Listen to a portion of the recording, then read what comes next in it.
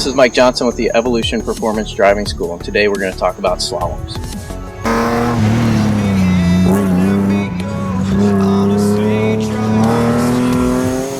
So what we've got here is your basic 5-cone slalom.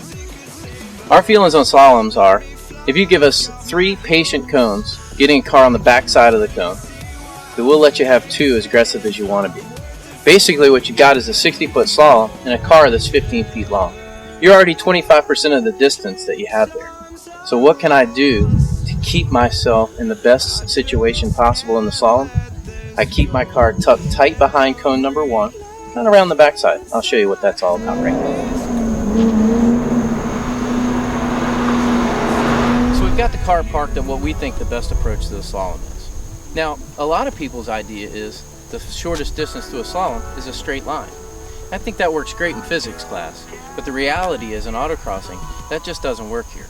Because what's the ideal speed for this slalom for your car? I don't know. You don't know.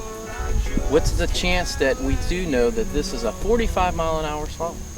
And that we're going to come from this corner over here and go from 50 to 45 in an instant and be able to drive that perfectly.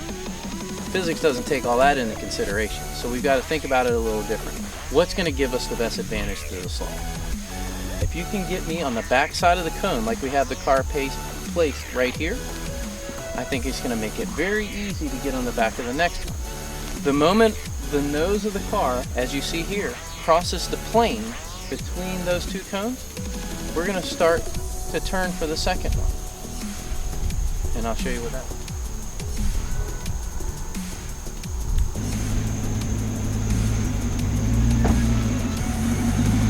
You can see, we started the car on the back side of the first cone there.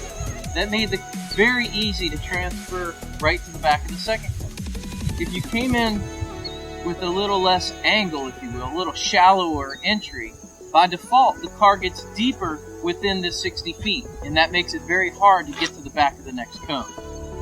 If you follow this same approach for cone 1, cone 2, and cone 3, we're going to show you what happens next. So now that we've gotten to the back of the first cone, the second cone, and the third cone, my favorite part of the slalom begins.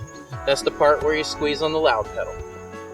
Where the nose of my car right now is at about what I would call cone 3.5, halfway between cone 3 and 4. Basically, your slalom's done. At this point, if you've been able to get your car on the back of those first 3 cones, the moment the nose of that car gets to cone 3.5, we're starting to roll on the power, and we're going to use that entire distance you have between cone 4 and 5. That 60 feet is all mine to do what I want with, and we're going to drive out of here. The same principle applies that you hear all the time. Slow in, fast out. That applies to the slalom. Slow in. Slow and patient for your first 3, and nice and aggressive on your exit. So slow in, fast out of the slalom. Now that you've seen how we do it in slow motion, now we're going to go out there and play some runs.